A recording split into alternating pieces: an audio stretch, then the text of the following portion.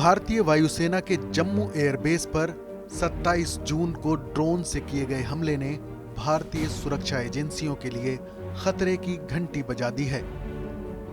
इस हमले को अपने किस्म की पहली ऐसी घटना बताया जा रहा है जिसमें ड्रोन के जरिए विस्फोटक भेजकर भारतीय सेना को निशाना बनाने का मंसूबा रचा गया। जिस तरह लगातार भारत पाकिस्तान सीमा पर ड्रोन देखे जाते रहे हैं, उससे ये अंदाजा लगाया जाना मुश्किल नहीं था कि वो दिन दूर नहीं जब ड्रोन को एक हथियार के तौर पर इस्तेमाल किया जाएगा। जम्मू हमले के बाद ये चर्चा हो रही है कि क्या भारत इस तरह के हमलों से निपटने के लिए तैयार है।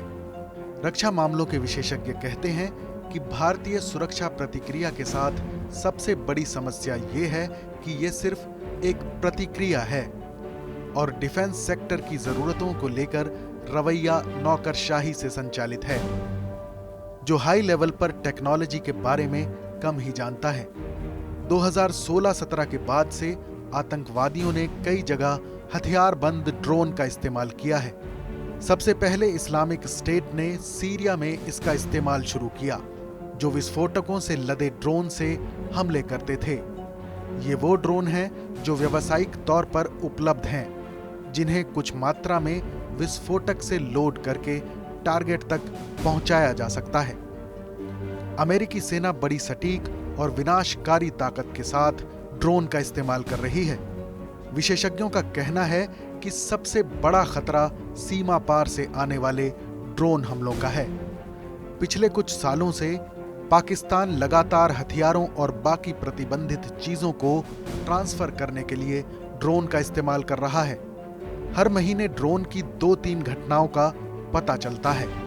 कई बार उन्हें मार गिराया भी गया। ये वो ड्रोन हैं जो 10 किलोग्राम या उससे ज्यादा के पेलोड ले जाने में सक्षम हैं। अब अगर आपके पास 10 किलोग्राम सैन्य ग्रेड विस्फोटक से किसी लक्ष्य को मारने की ताकत हो तो ये काफी खतरनाक हो सकता है।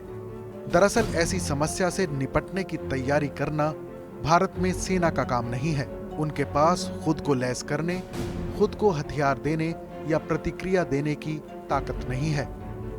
ऐसी किसी भी तैयारी को लेकर फैसले लेने की ताकत राजनीतिक कार्यपालिका और सिविल नौकरशाही के पास है। सेना इस खतरे और इससे निपटने के लिए जरूरी तैयारी की बात कर सकती है। जानकार कहते हैं कि हम हमेशा घटना के बाद ही इसके बारे में बात करते हैं। अब रोबोटिक्स एक बड़ा खतरा बनता जा रहा है।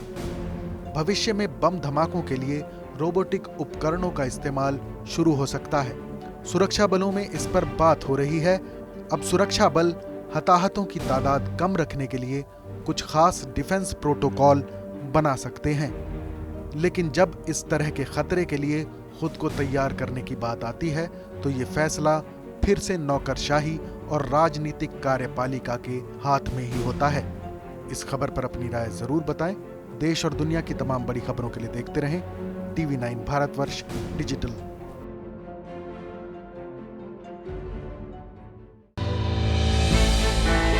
हमने की गलती फिर एक बार, कोरोना ने किया दोबारा प्रहार। मास्क, 2 गज दूरी, करें अपनी सुरक्षा खुद। कोरोना टीका हम सबको लगाना है। मिलकर साथ समझदारी से कोरोना को हराना है।